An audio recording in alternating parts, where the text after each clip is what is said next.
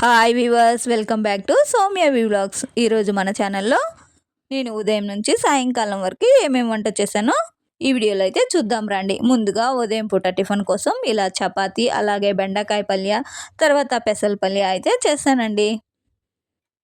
ఇలా నాకైతే ఊరగాయ వేసుకొని చపాతీ తినడం అంటే చాలా ఇష్టం అండి. ఇలా మీలో ఎంతమందికి చపాతీతో ఊరగాయ తినడం ఇష్టమో కామెంట్ సెక్షన్లో కామెంట్ అయితే పెట్టండి. ఇది వీడియో కోసం మాత్రమే నేను తీసానండి. తర్వాత అయితే ఉదయాన్నే లేచి ఇలా ఇల్లు వాకిలి క్లీన్ చేసుకొని ముగ్గు అయితే ఇలా పెట్టుకున్నాను. తర్వాత కిచెన్కి పోయి కిచెన్ మొత్తం క్లీన్గా తుడిచి ఇలా నీట్గా స్టవ్ అయితే కడిగి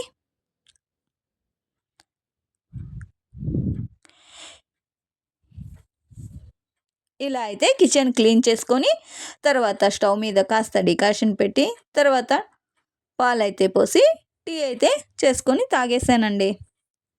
తర్వాత రాత్రి నానబెట్టుకున్న ఇలా మిక్స్డ్ పెసలు అలాగే అలసందులు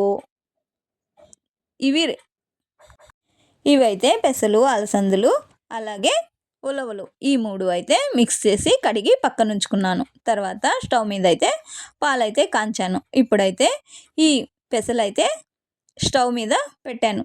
తర్వాత తగినంత ఉప్పు వేసి ఇలా ఇవి పక్కన ఉడుకుతూ ఉంటే తర్వాత చపాతీ పిండి అయితే ఇలా కలిపి పక్కన ఉంచుకున్నాను. తర్వాత బెండకాయ పల్లి అయితే చేసేసానండి. కానీ నేను వీడియోలో అయితే చూపించలేదు. ఇలా పెసలైతే ఉడుకుతూ ఉన్నవి. ఇలా పెసలనైతే తిరగమాత పెట్టేశాను. తర్వాత చపాతీలు కొని కాల్చేసాను. ఇదైతే టిఫిన్కి చేసేసాను. ఇప్పుడైతే మధ్యాహ్నం లంచ్ కోసం స్టవ్ అయితే వెలిగించి తర్వాత బాండీలు పెట్టి కాస్త జీలకర్ర వేసి మధ్యాహ్నం లంచ్ కోసం మనం ఇవాళ కందిబెళ్ళ పచ్చడి అలాగే బెండకాయ పుల్లగూర చేస్తున్నానండి. ఇప్పుడైతే కందిబెళ్ళ పచ్చడి కోసం కందిబెళ్ళ అయితే మంట తగ్గించుకొని లైట్ బ్రౌన్ కలర్ వచ్చే వరకు వేపి పక్కన ఉంచుకొని తర్వాత అయితే ఒక 10 పచ్చిమిర్చి, ఒక 4 పీసెస్ వెల్లుల్లి రెబ్బలు వేసి లైట్గా వేపుకున్నానండి. తర్వాత అవి పక్కన ఉంచుకొని అదే స్టవ్లో తర్వాత 2 టమోటోస్ 4 పీసెస్గా కట్ చేసి ఇలా ఆయిల్ అయితే మగ్గేకి మూత పెట్టి ఉంచానండి. తర్వాత ముందుగా వేపినవన్నీ మిక్సీ జార్లోకి అయితే తీసుకొని తగినంత ఉప్పు, కొంచెం చింతపండు వేసి బరకగా రుబ్బి తర్వాత టమోటో కొని వేసి బరకగా అయితే రుబ్బుకోవాలి. రుబ్బుకున్న పచ్చడి ఒక బౌల్లోకి అయితే తీసి పక్కన ఉంచుకొని ఈ పచ్చడి కోసం మనమైతే ఇప్పుడు పోపు అయితే పెట్టుకుంటూ ఉన్నాము.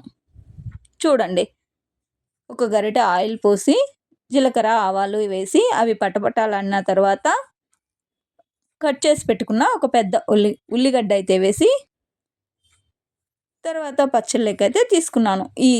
ఈ పోపు అయితే ముందుగా చేసి పెట్టుకున్న బెండకాయ పుల్లగూరలోకి ఇలా బెండకాయ పుల్లగూర కొని చేసేసానండి. అవి మీకు చూపించలేదు. ఇలాగా రైస్ అయితే వండి పక్కన ఉంచుకున్నాను. బెండకాయ పుల్లగూర అయితే ముద్దలేకి చాలా టేస్ట్గా ఉంటుంది. ముద్దలేకైనా అన్నంలేకైనా చాలా బాగుంటుంది. ఇలా పచ్చడికైతే తిరగమాత పెట్టి పక్కన ఉంచాను. ఇదైతే లంచ్కి అయిపోయింది. తర్వాత ఇప్పుడు రాత్రి డిన్నర్ కోసమని పెసర పొంగలైతే చేద్దామని ఇలా పోపు అయితే పెట్టి తర్వాత పెసలు 1 గ్లాసు, బియ్యం 1 గ్లాసు నీట్గా కడిగి పోపులో అయితే బియ్యము పెసలు వేసి లైట్గా వేంపుకొని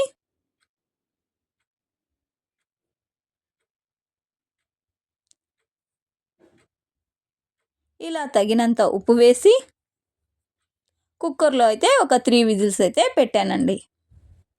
ఇలా నేను చేసిన వంట యావదైనా మీకు నచ్చితే కామెంట్ సెక్షన్లో కామెంట్ పెట్టండి. ఎలా చేయాలా అనేది మీరు అడిగితే నేను రెసిపీ చేసి చూపిస్తాను. ఇలా అయితే పెసర పొంగల్ సూపర్గా ఉన్నిందండి. నెయ్యి వేసుకొని చట్నీ వేసుకొని తింటే ఇంకా సూపర్. ఇలాంటి ఇవాళ మా పిల్లల కోసం అయితే ఇలా పనసకాయ అదైతే కట్ చేసి పీసెస్గా చేసి పక్కన ఉంచాను. ఇప్పుడు ఇవి అయితే నేరేడు పండ్లు. ఇవి సంవత్సరంలో ఒకసతి అయినా తినాలి అంటారు పెద్దలు. అందుకే మా పిల్లల కోసమని ఇలా తెచ్చి ఉంచానండి. సరదాగా చూపిద్దామని చూపించాను. తర్వాత అయితే ముందుగా నేను చేసిన చపాతీ బెండకాయ పల్య వీడియో కోసం బాగుంటుందని ఇలా పెట్టానండి. నచ్చితే లైక్ చేయండి, షేర్ చేయండి, సబ్స్క్రైబ్ చేసుకోండి.